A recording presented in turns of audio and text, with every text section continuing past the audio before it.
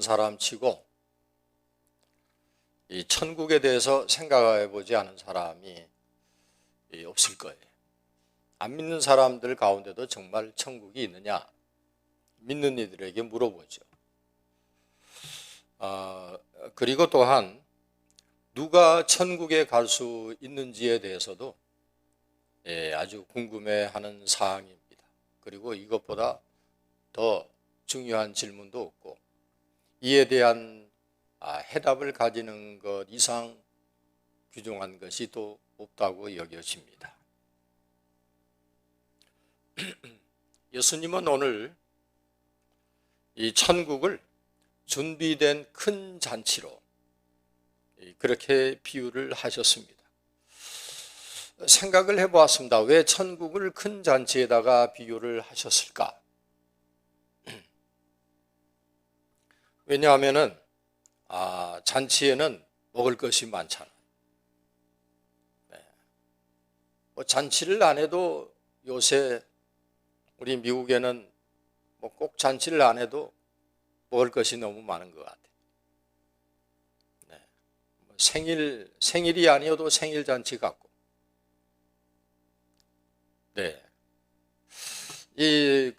그리고 잔치에는 먹을 것만 많은 게 아니라 누구든지 먹을 수 있습니다. 거지들도 차별하지 않고. 옛날에 먹을 것이 없는 시대에도 잔치가 있으면 거지들이 한떼거리로 몰려옵니다. 그러면 잔치집에서는 그들도 거절하지 않습니다. 그리고 큰 상을 내줍니다. 실컷 먹고 그들이 가지고 온 그 번거지에다가, 번거지가 맞나요? 그 왜 들고 다니는 그 뭐 있잖아요. 하여간 거기다가 또 뭐 더 달라고 그래가지고 더 주면은 거기다가 차곡차곡 이렇게 쟁여가지고 가져가는 것을 이렇게 봅니다. 잔치는 흥겹지요. 노래가 있고 풍악이 있고 또 때로는 춤도 있고 그리고 오늘 성경에도 보니까 누구든지 초대되었다. 옛날 제가 어릴 때도 마을에 잔치가 있으면 다 누구든지 오라고 그랬어요. 그 의뢰이 가는 줄 알죠. 이것이 잔치고 이것이 예수님께서 천국을 잔치에다가 비유하신 이유입니다. 그 자료를 보니까 옛날 유대인들의 풍습은 잔치에 사람을 청할 때 2번씩이나 사람을 보내서 초청을 했습니다. 먼저 잔치 훨씬 앞서서 예고를 하지요. 어느 날짜에 우리 집에 잔치가 있으니까 오십시오. 그래서 미리 초청을 하고 그 다음에 잔치에 임박해서는 잊어버렸을 것 같아서 리마인드를 시키죠. 내일입니다. 내일 오십시오. 그 확실히 다시 한번 체크를 하는. 그래서 16절을 보니까 16절 오늘 본문을 보면은 처음 초대한 내용입니다. 어떤 사람이 큰 잔치를 배설하고 많은 사람들을 청하였더니, 그리고 17절에는 그리고 다시 종을 보내어서 이렇게 확인시키는 내용인데, 오소서 이제는 모든 것이 준비가 되었습니다.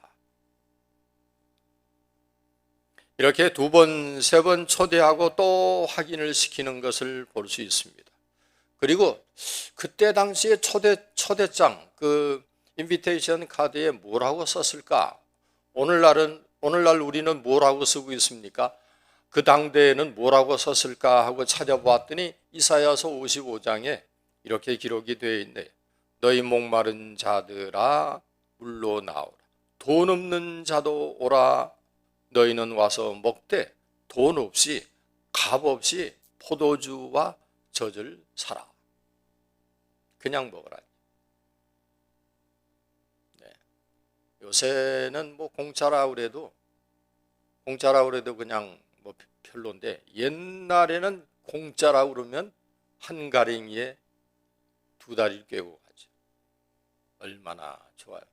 저는 지금도 공짜는 좋아해요. 네. 그런데 이거 보십시오. 너희는 와서 먹되 돈 없이 값 없이 포도주와 젖을 사라. 프리란 얘기죠. 공짜에. 네, 그냥 오라는 것입니다.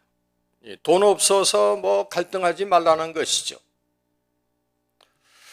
왜냐하면 하나님께서는 이미 아들 예수를 통해서 값을 다 지불해 놓으셨거든.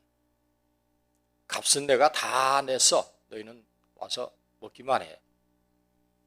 그런데 사람들이 이 초청을 듣지를 않았습니다. 그러자 하나님께서 다시 그의 아들을 보내셔서 우리를 다시 초대하셨는데, 그 초대장이 또 이렇습니다. 어떻게 우리를 초대하셨는지 아십니까? 수고하고 무거운 짐진 자들아 다 내게로 오라. 수고하고 무거운 짐진 자들아 다 내게로 오라. 내가 너희를 쉬게 하리라. 이게 천국 잔치의 인비테이션 카드 내용.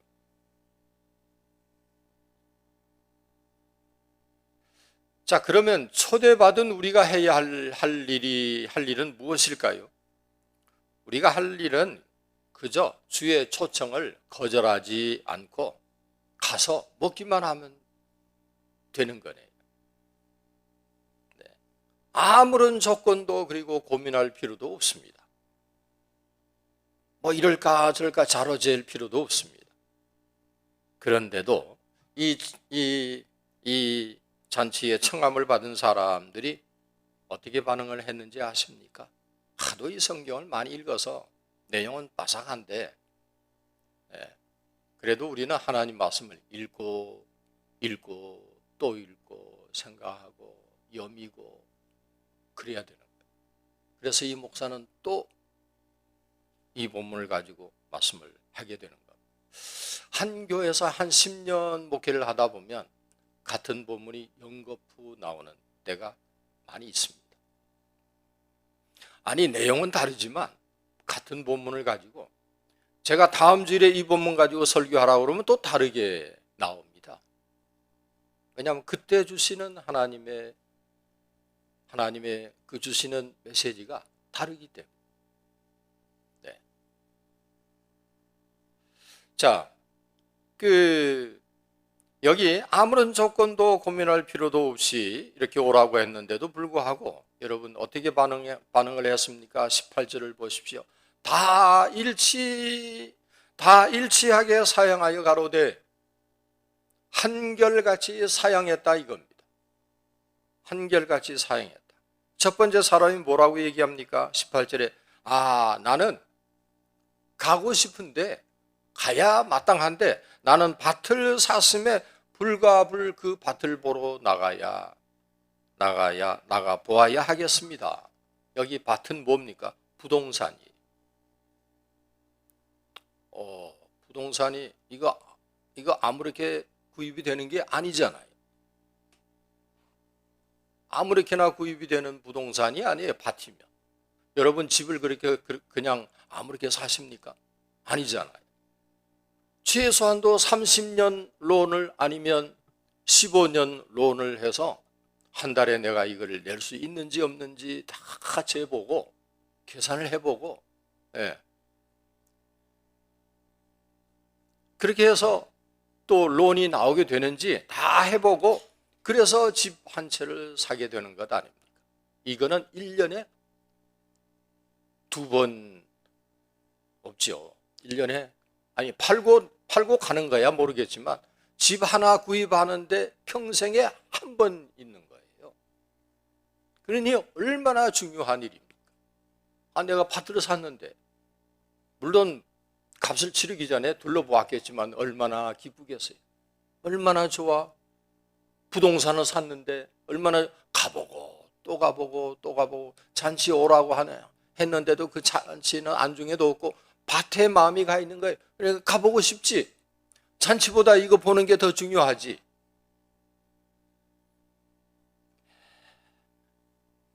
여러분, 밭을 샀으니 못 가겠다. 이건 분명히 변명이에요. 왜냐하면 밭 사기 전에 다 둘러보고 한번 가보았어. 변명이죠. 두 번째 사람이 뭐라고 얘기합니까? 19절 한번 배워주시죠. 두 번째 사람이 또 하나는 가로되 나는 소 5겨리를 샀으며 시험하러 가니 청컨대 나를 용서하십시오. 네, 소 5겨리는 뭡니까? 이거는 동산입니다. 이거는 언제든지 팔아서 현찰화할 수 있는 동산입니다. 뭐 반지도 그렇고 우리 장신군이 뭐 집안에 두고 있는 어떤 것들은 다 동산이에요. 고정되어 있는 게 부동산은 뭐죠? 움직이지 않는 거예요. 동산은 움직일 수 있는 거예요. 소 5겨리. 여러분, 다른 시간은 다 놔두고 왜 하필이면 이 시간에 소를 시험해 봐야 하는 겁니까? 여러분, 변명이죠. 변명이죠. 내 소유가 더 중요하다. 남의 잔치가 중요하지만 그것보다도 내가 가진 것을 관리하고 이거를 더 축적을 시키고 이거를 세이빙하고 이거를 놀리고 이거를 이자를 놓고 이거 빌려주고 이런 것들이 훨씬 나에게는 더 중요하다 하는 얘기죠. 남의 일보다도 이게 더 중요한 거예요. 네. 왜 다른 시간 놔두고 하필 이 시간에 해요? 예, 옛날 저희 할아버지가 이게 보니까 소를 사기 전에 그 소가 어떤지 뭐 이빨도 이빨 이게 다 조사를 해보고 어금니가 어떻게 뭐 몇 개고 나이 요것이 몇 살 됐겠다 다 카운트하고 소를 사시더라. 그냥 사요? 아니올시다. 얼마나 면밀하게 검토하고 다 검사를 해본 후에 사셨습니다. 그러니까 여러분 이것도 변명이죠. 핑계죠, 핑계. 세 번째 사람이 뭐라고 얘기합니까? 20절을 배워주시죠. 20절에 또 하나가 가로되 나는 장가 들었으니 그러므로 가지 못하겠다. 장가 들었다는 얘기 아닙니까? 일륜 대사 중에 으뜸이요. 이보다 더 내 생에 이보다 더 중요한 나에게 관한하는 이보다 더 중요한 일이 뭡니까? 부모 돌아가시는 거는 그 다음이에요. 장가 가는 건 내가 장가 가잖아요. 나에게 있어서 가장 중요한 것은 장가 가는 거죠. 장가 가서 애 낳는 거. 이건 뭐 아주 적절한 설득력 있는 변명이에요. 우리 저지난 수요 예배 때 신명기 25장을 읽고 우리 좀 스터디하는 그런 기회가 있었는데 5절에 보면 하나님께서 모세의 율법을 통해서 흥미로운 법 하나를 제정을 해 주셨습니다. 그 내용이 사람이 새로이 아내를 취하였거든 그를 군대에도 보내지 말며 무슨 직무든지 그에게 맡기지 말 것이며 그는 1년 동안의 집에 한가히 거하여 그 취한 아내만을 즐겁게 하게 할지니라. 여러분 이거를 법규화해 놓은 거예요. 이렇게 법규로 정해 놓은 거예요. 그러니까 뭐 얼마나 중요한 겁니까? 예, 하나님께서는 장가가고 시집가는 이 일이 얼마나 이것이 중대한 중요 사항인지를 하나님이 다 아십니다. 그럼에도 불구하고 그런데도 주인이 그를 초대한 데는 이유가 있습니다. 장가가는 줄 다 알고 있어요, 주인이. 그럼에도 잔치에 오십시오 초대한 이유는 그 잔치, 천국 잔치는 생사를 좌우할 수 있는 그런 아주 중대한 유일무이한 것이기 때문에 이 잔치의 주님은 오늘 여러분들을 다 초대하신 거예요. 우리 하나님이 얼마나 바삐 일하시는지 몰라요.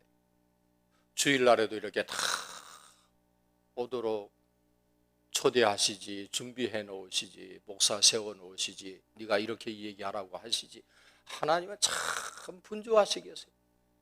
나는 우리 교회 장모님 한 분만 저렇게 중환자실에 누워 있어도 이렇게 바쁘고 분주하고 그냥 머리가 그냥 꽉 차 있는데, 요거 하나 가지고도 쩔쩔매는데, 야, 매주일 매 수요일 새벽 기도회 때마다 하나님께서는 우리를 부르시고 깨우시고 안 일어난다 싶으면 일어나라 그러시고 그냥 흔들어 깨워주시고 나오게 하시고, 그래도 안 나오는 건 뭐 어쩔 수 없지만 그렇게 하여간 분주하게 하나님은 일하셔서 이 잔치를 만드시는 거예요.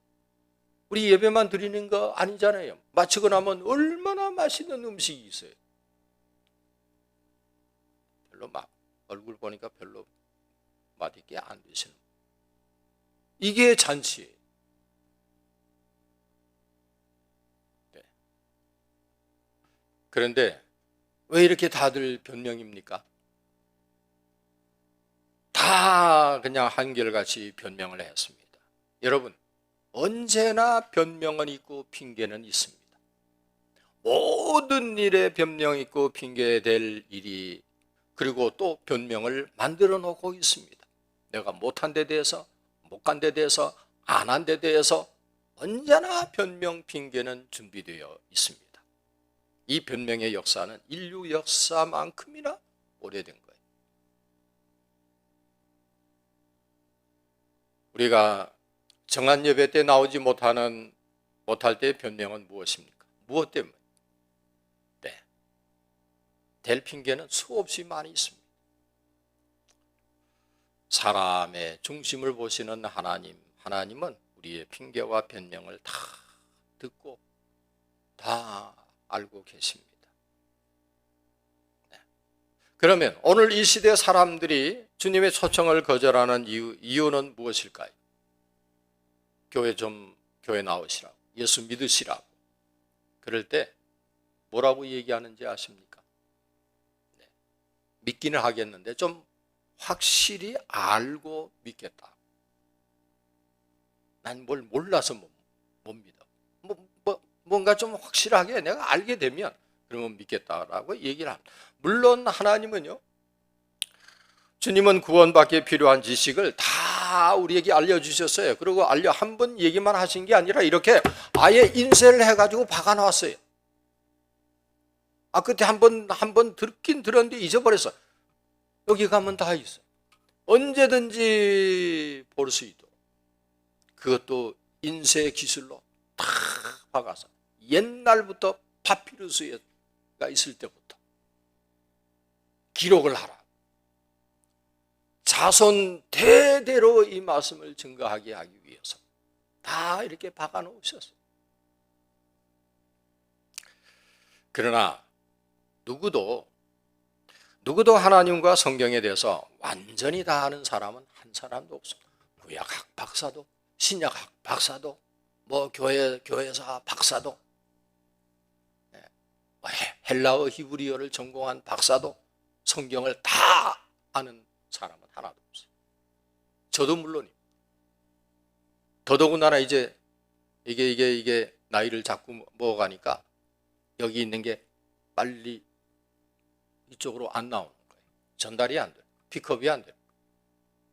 이게 완전하게 다 아는 사람 하나도 없습니다. 우리는요, 이렇게 근육통이나 이렇게 머리가 아플 때는 에드빌을 먹으면, 아스피린을 먹으면 낫는다. 그래서 먹습니다. 그런데 우리는 그 약이 지니고 있는 화학적인 성분에 대해서는 모릅니다. 아는 바가 없습니다. 다 알기 때문에, 그 성분 다 알기 때문에 먹는 사람은 별로 없습니다. 약학을 전문하지 않은 한. 우리 벽에 붙어 있는 전기 스위치, 저는 그냥 그 스위치를 올리면 불 들어오는 줄 알아요. 그러나 그 속에서 어떤 작용이 해서 전류가 어떻게 흘러서 이 불이 켜진다, 상세하게, 그건 저는 알지 못합니다. 그냥 스위치를 올리면 불이 환하게 아주 살기 좋게 불이 들어온다라고 하는 것은 압니다.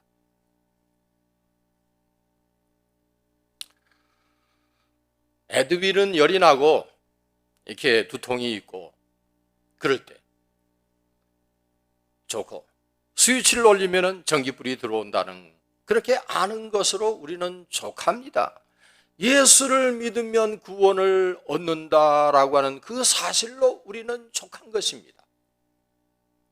어떻게 해서 물론 성경을 읽으면 뭐 어느 정도 정보는 얻을 수 있지만 시시콜콜하고 우리는 다 알지를 못합니다. 믿으면 구원을 얻습니다.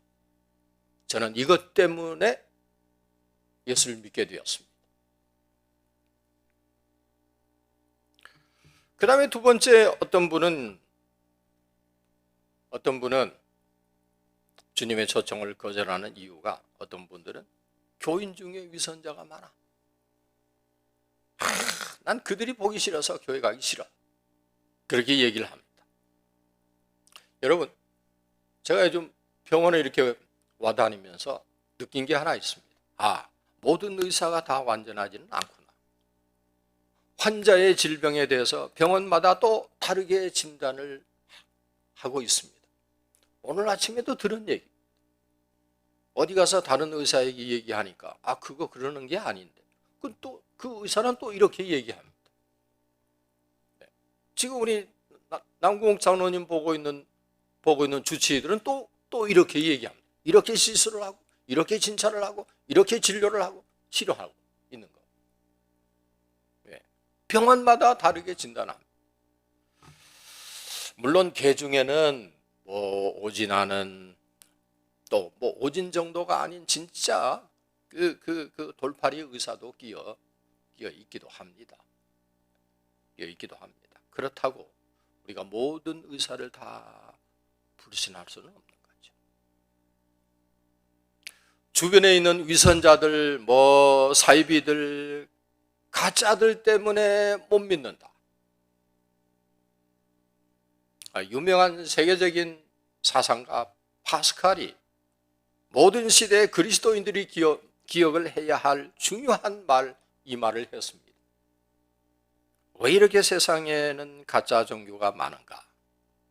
그 이유는 진짜가 있기 때문이다. 정말 멋있는 말을 했어요. 왜 이렇게 가짜가 많은가? 진짜가 있기 때문에. 진짜가 없다면 그 진짜를 모방하려고 하는 가짜 사람도 사실은 없는 것이죠. 저는 생각을 해보았습니다. 알고 보면 우리 모든 그리스도인들은 다 가짜예요. 저도 가짜고 여러분도 다 가짜입니다. 상당히 서운해하시는 눈치신데, 우린 다 가짜예요. 모두 다 예수 그리스도를 흉내낼 뿐이에요. 좀 비슷하게 이렇게 닮아가려고 어쨌든지 그 진짜하고 비슷하게 만들려고 가방을 만들고 옷을 만들고 구두를 만들고 명품 그거 흉내 내려고 애를 쓰는 것이죠. 그러다 보면은 어쩌다 보면 진품보다 명품에 더 가까운 물건이 나오기도 합니다.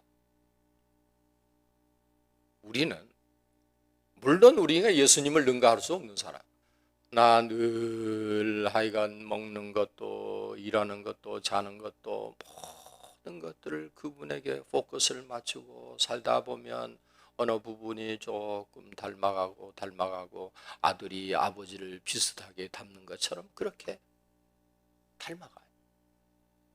근데 진품은 아니야.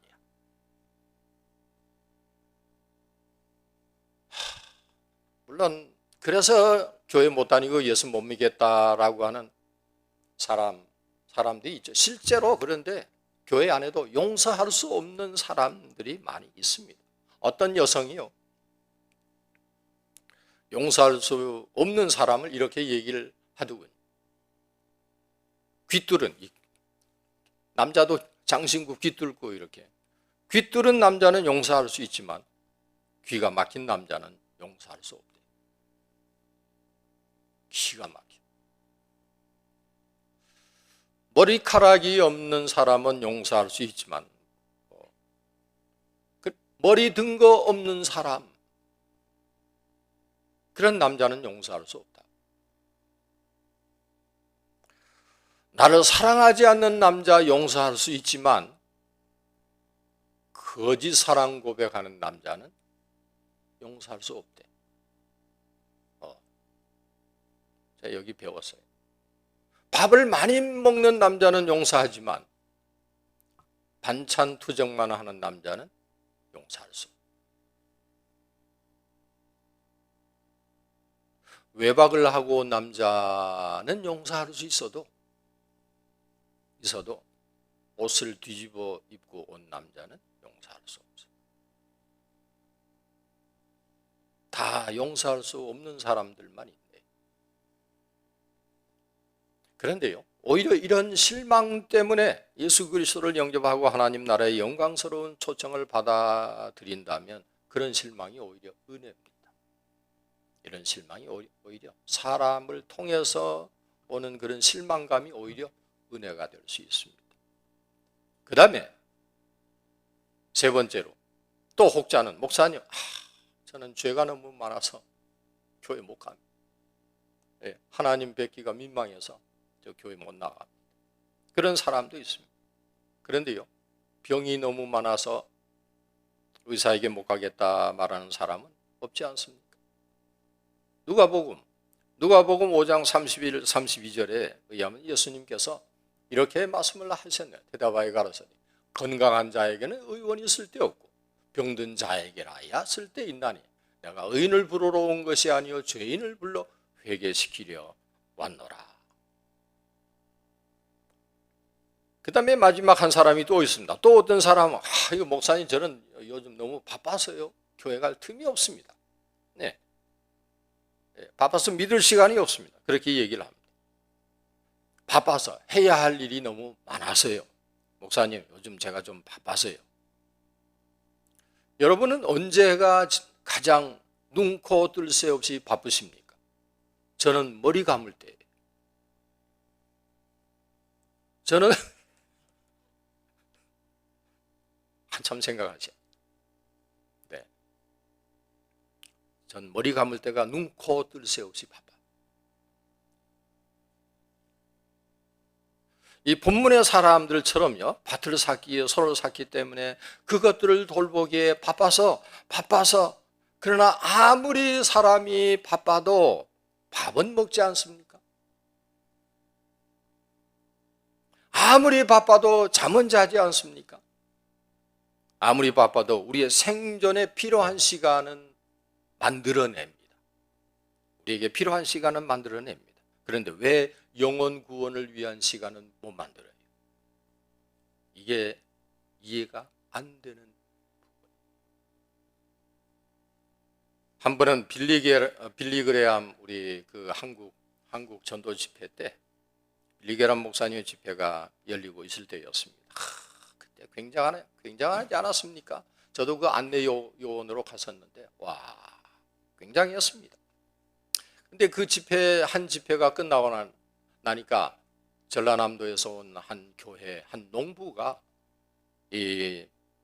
참 그 집회에 많은 은혜를 받고 감동을 했습니다. 이 사람이 내가 빌리그레암 목사님에게 꼭 한번 물어보고 싶은 거 있다고 안내 요원에게 얘기를 했더니 이제 빌리그레암 목사님 집회가 마치고 나가는 길에 이 농부가 만나게 되었습니다. 와서 이렇게 질문한, 목사님 같으면 소가 주일에 구덩이에 빠졌다면 주일에 소를 건지겠습니까? 그냥 두고 교회를 가시겠습니까? 무엇부터 하시겠습니까? 농부니까. 빌리그레암 목사님 설교 중에 그 얘기가 나온 거예요. 목사님은 주일에 소가 구덩이에 빠졌는데 빨리 교회를 가야 되는데 소를 먼저 구하겠습니까? 아니면 교회를 가시겠습니까? 빌리그레암 목사님 대답이 이랬습니다. 저는 아마 주일이지만 소를 건질 것입니다. 그러나 소가 만일 주일마다 구덩이에 빠진다면 난 그 소를 팔아버릴 것입니다.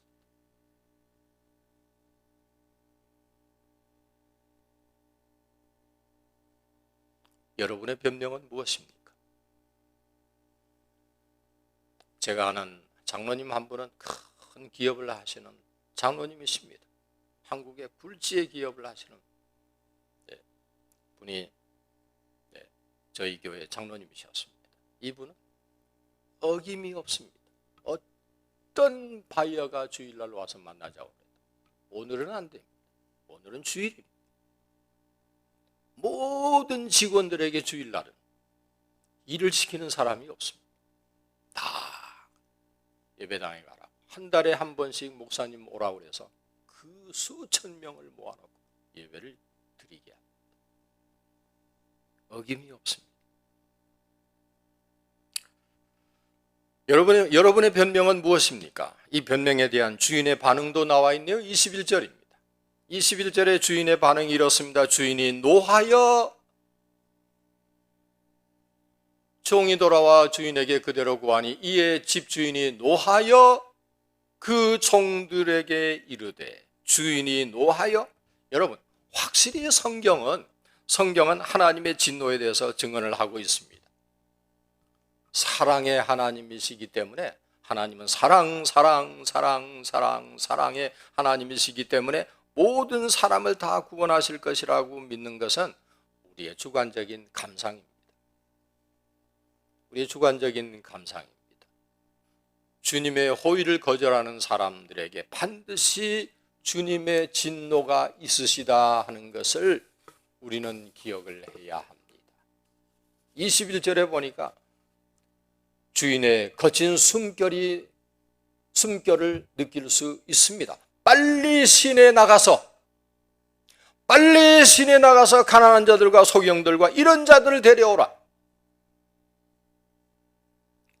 초청받은 사람 대신에 가난한 자 소경들을 데려오라.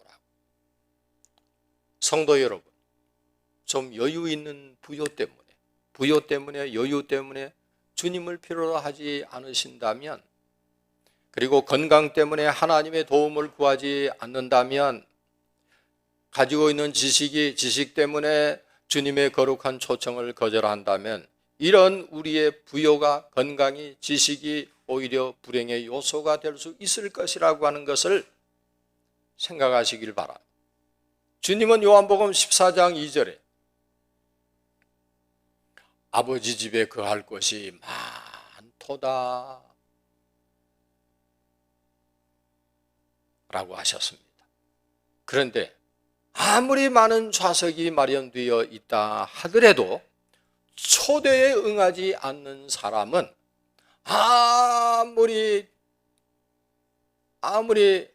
1등석 비즈니스 클래스의 자리가 있다 할지라도 티켓을 갖지 않은 사람은 못 앉아, 못 들어가. 초대에 응하는 사람만 갈 수 있는 곳이 천국입니다. 천국 잔치에 초대되신 여러분들, 주님의 부르심에 토달지 마시고 변명하지 마시고 15절 말씀처럼 모두 다 하나님 나라의 떡을 먹는 그런 복된 분들이 되시기를 주 이름으로 축원합니다.